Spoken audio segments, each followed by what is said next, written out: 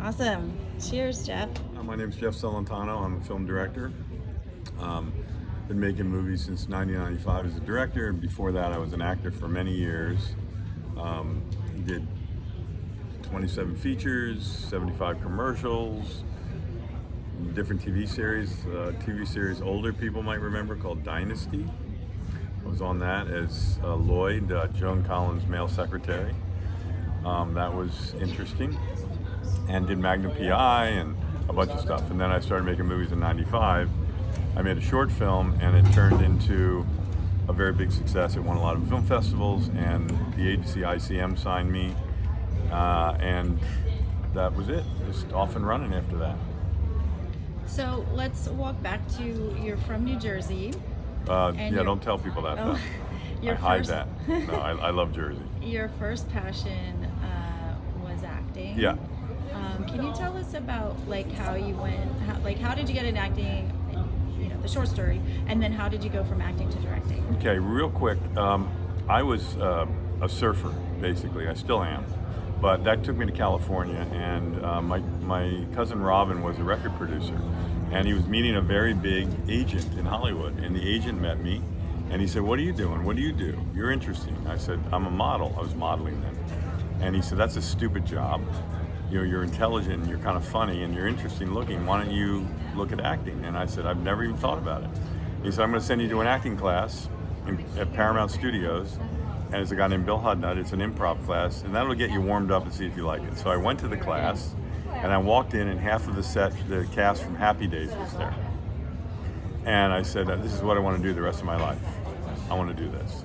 And I started going out on auditions through an agent that signed me, a lady who liked me. I knew I wasn't ready, but I went anyway, thinking I could do everything, and I was wrong. People hated me.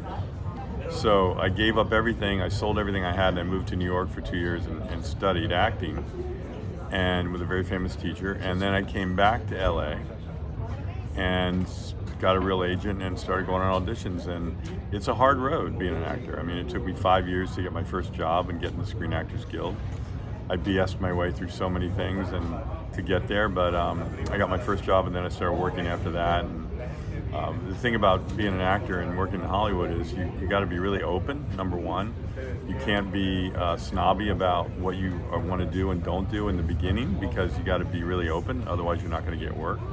And I just felt like I was never in control. I was always on a set, if I was on a set at the Grand Canyon, the director, some low budget director I was working with, had the camera pointed at the catering truck. And I'm like, I could do better than this. I would shoot the Grand Canyon, or I have better vision than this guy. So I got a movie called The Player with Robert Altman.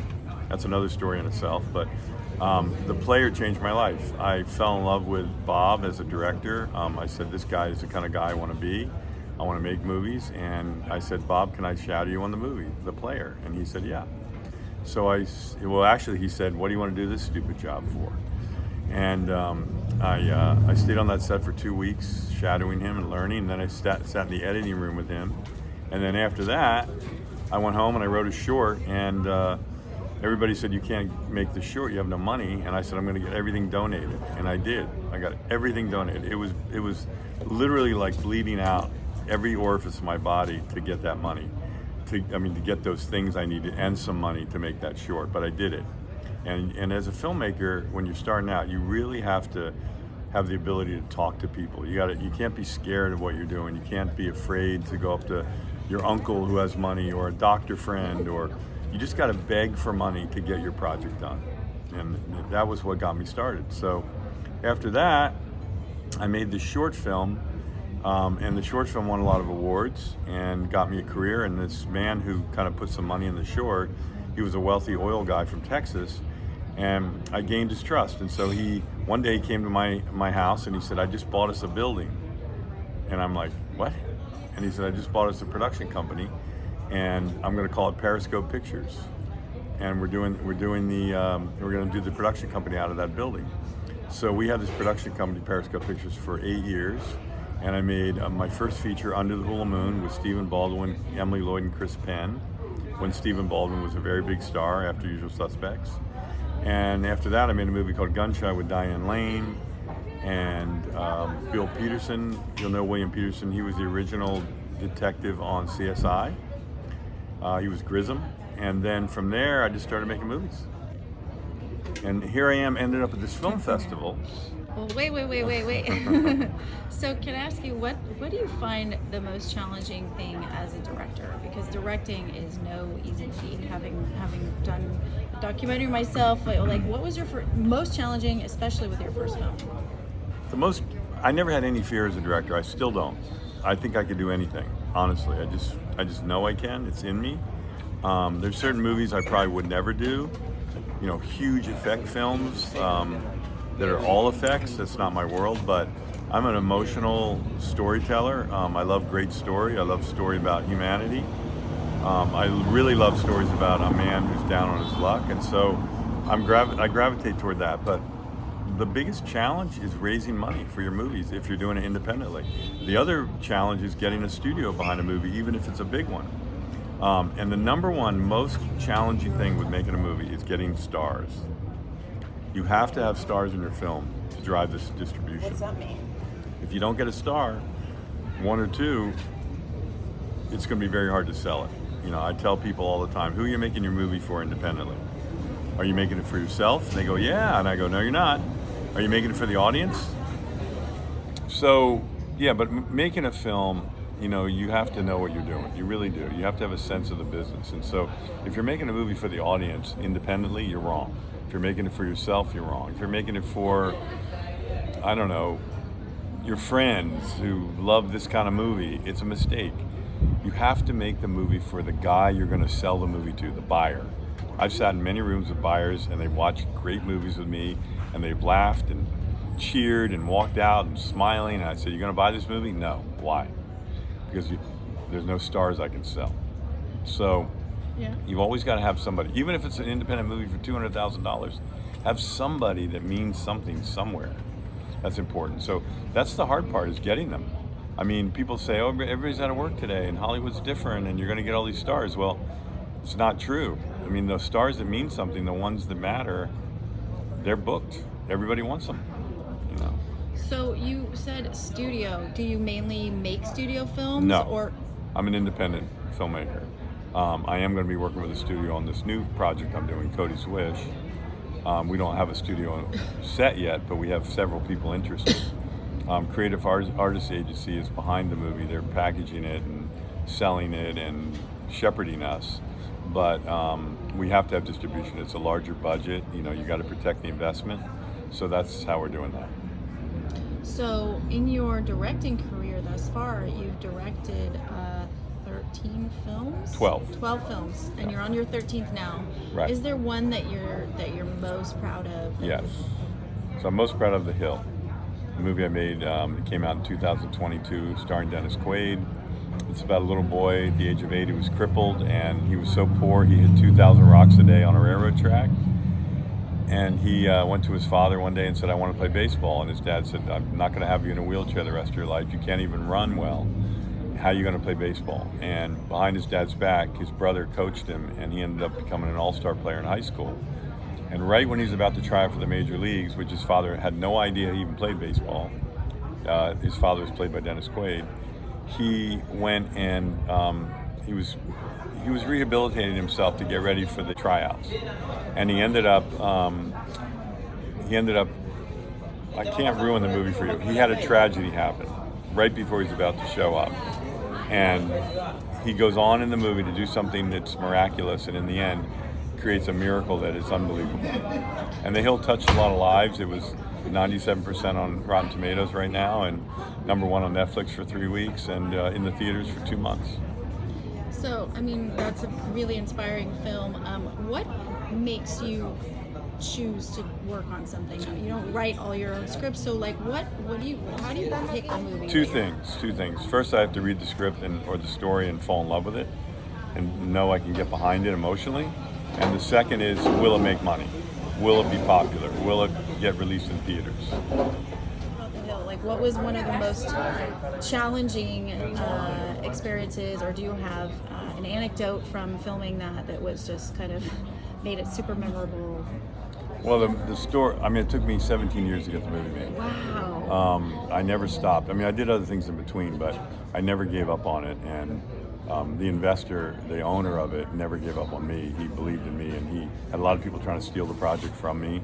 A lot of bigger directors trying to jump in and take it, offering money, millions of dollars, but he said no. He trusted my vision, and in the end, I'm so proud of the movie. I've done 12 movies. I've been in the business for 40 years. I've never watched any of the movies I've done more than once or twice. The Hill I've seen probably 10 times, and every time I watch it, I still cry. And I just feel like it's hard for me to say this because I don't believe anything's perfect, but I feel like it's almost a perfect movie. What it's done for people and the letters I've gotten of how it's changed people's lives, like a son and a father got back together after 20 years watching my film, that made me want to make inspirational movies and create our company called Enliven Content, which is a company just completely targeting movies that are inspirational and heartfelt, and something that could change people's lives. 17 years. I mean, that's a hill in itself. Yeah.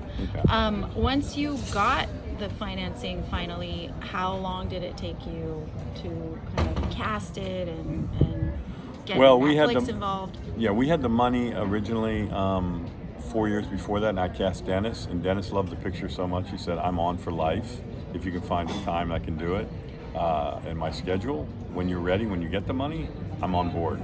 And so as soon as I had the money, we made Dennis another offer, and he was on. So from the day I met the investor to when he funded was 2 days. Unbelievable. And then it was about 2 weeks later I got Dennis locked in, and then the cast just came. Bonnie Bedelia, Scott Glenn, Joel Carter. The experience was a perfect movie. I mean, everybody got along. There was nothing negative. I couldn't tell you about anything that happened that was bad. There was no surprise. There were no surprises. I mean, yes, making a movie is really hard, and it was a hard movie. It should have been made for like $15 million, and it was made for a lot less than that. But it looks like it cost $15, $20 million. That's what I'm told. Not touting my own movie. So yeah, I'm really proud of it. But my next film is... I just want to add that The Hill itself, I mean, your journey is an inspiration for all filmmakers. Oh yeah, I mean, never give up. 17 years to never give up, you know? I know it's cliche, but if you never give up and you really believe in what you're doing, you will make it. You will get it done.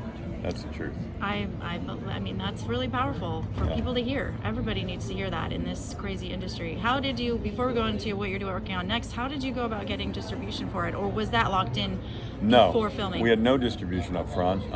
We believed in the movie, wanted to make it first because we knew that we would have a much lesser sale if we sold it before it was finished, because I knew what it was going to be. After it was made, we got turned down by a couple people, and then Briarcliff came out of the woodwork. They run Universal. They're under Universal's umbrella, and they're the theatrical division of Universal for independent movies. And they said they put it on, start out at 1,200 screens, and then go to 1,800, and then go to 2,000, and they did. And so they bought it basically and released it, and we shared the movie with them. And right now, it just left Netflix this week, and it went to Angel Studios' site. So if you have an Angel account on their site, you can watch it, or you can watch it on Prime if you rent it. Okay, so that's amazing. What are you working on next? I'm working on a movie that I think filmmakers look for their whole lives. It's an inspirational story the world knows called Cody's Wish.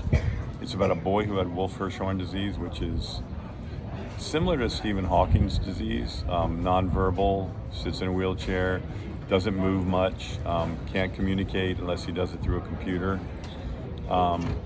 So this little boy met this horse how to make a wish. He had to make a wish for a fishing trip, and the fishing trip fell apart, and they took him to Make-A-Wish Day just randomly. He didn't go there to meet a horse. And he met this foal, fell in love with this foal. The foal came over and put his head in the kid's lap. The trainer of the horse said the hair on his arm stood up. He couldn't believe it. And after that, he went home. He was a different kid for like a few months, and then he started to get depressed. And they said he wouldn't live past 2 years old. He had 40 surgeries at the age of 4. He was now 12, and he got very depressed, and he said, I want to go see the horse again. So they took him back to the farm. The horse was fully grown, had raced 4 races and lost all of them. And the boy said he wanted to meet the horse. The horse came over, put his head in the kid's lap again, fully grown 17-hand racehorse. And then, on the way home, the kid said to his father through a computer that he speaks through, the horse and I talked, and I have to be at the track and watch every race or the horse won't win. So he went to every race, and for that horse's entire career, it won every single race of its career, including the Breeders' Cup 2 years in a row. And I don't want to tell you the ending because it's sort of sad, but it just happened 2 years ago. The horse was #1 racehorse of the year in 2023. Cody's Wish. You can Google Cody's Wish and look it up, and the story's there everywhere. So It's the hill on steroids. wow. And is it based on a book or? It's not based on a book. It's based on the story, a screenplay. But we did have a book being written, and it's coming out in April Oh, amazing. through Simon & Schuster. So where are you at with the production? When can people look forward to seeing this? We're today, funny enough, we got commitment of funding for it. We got a commitment. Creative Artists is behind it, like I said, casting and helping us package the film. We couldn't be in a better place right now. I can't talk too much about it, it's kind of secret, but it is going to be made this year, and it will come out in 27 probably, or 28, I'm not sure. We're casting right now, we're trying to get the 2 main stars, and that's always an uphill battle and a struggle, even if you have all the money in the world. It's just getting agents and actors to trust you and believe in the project and get behind it. That's the thing. Have you cast Cody yet? No, we're going to cast the father and the mother. They're the main characters. Cody, I want to cast a special needs actor. That would be my dream. We're looking at that, seriously. But if I don't find that, I'm going to get a kid who can act. And Leonardo DiCaprio didn't do too bad in Gilbert Grape. Yep. Yeah, it's a good actor or theory of everything. Yeah. Right? Yeah. Okay, so where are we right now? We are at Nona's restaurant. A very, very good friend of mine owns this restaurant. It's fabulous. I'm not plugging the restaurant. I wouldn't tell you to go here if it wasn't great. It's Italian food. And matter of fact, I've talked to him several times and said, stop putting so much food on the plate, you're going to be broke. He gives these incredible portions. It's phenomenal. It's on Avila Street, which is the oldest street in St. Augustine. And this town is the oldest town in America. A lot of people don't know that. Back in the 1500s, it was founded. And you live here. I live in this town. I moved to this town randomly. Not a lot of thought behind it. I wanted to move out of California just for many reasons, mainly financial. I mean, it's just hard to live there financially. I love California. I love the beaches. I surf a lot. I miss my friends there, but Florida's my base now, and I can go back to California anytime I want and stay in an Airbnb for a few months and enjoy it, So, on that note, can you tell us about the St. Augustine Film Festival, which we're at right now? Yes, I'm a part of the festival in the sense that I've been asked to, represent the festival and go to different events and go to the films, and there's an amazing amount of films here, fabulous films. There's a lot of French films I noticed, which is really interesting, a lot of foreign movies. I'm talking to a lot of people that see a lot of the movies I haven't seen and seem to love them. So I think that the moderators of the festival are doing a really good job putting it together. And I talk to a lot of people that buy the VIP passes, which are a little expensive, but the dinners that you go to at these events are, I went to a dinner last night, it was like, I couldn't believe it. It was so well catered. I mean, the food was fantastic, Asada Life. And yeah, I mean, the festival's fun. I mean, you couldn't ask for a better place to have it. The weather's fantastic. You're right by the water. There's a lot of great restaurants, a lot of great bars, a lot of events going on. So yeah. And it's boutique. Can you tell us why is it so important for independent filmmakers to attend not just all kinds of festivals, markets like Cannes, boutique festivals like St. Augustine? Why is it so important?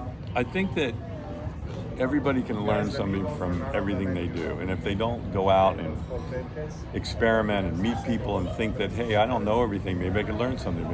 Maybe I'll meet a person that'll change my life. You know, God's a big part of my life, and He drives us and puts us in places that you can't even imagine. Sometimes things happen and you go, how did this even happen? The coincidence that I met this person. I met a guy who I had to coach as an actor who was not an actor. He was a businessman who wanted to be in a movie he was investing in. And I said to him, I don't like this movie you're doing. I don't think it's a good investment. And he said, he was kind of cocky. He said, well, what do you have? And I said, I have a movie called The Hill. And you should check that out. And that little moment, he said, I'll get your money in 3 weeks. He had my money in 4 weeks. It was amazing. And that happened because I went out to a restaurant and met this person I didn't think I would meet. And every night I'm here at this festival, as a filmmaker, I meet so many different people that either want to be involved with me or have an idea for something or sharing something or ask me advice on something. And I think you learn something from everybody. I think it's important to, I'm not saying you have to go party all the time and schmooze, but I think going to these festivals and meeting people, it's really good for filmmakers. You learn a lot. You can always be learning.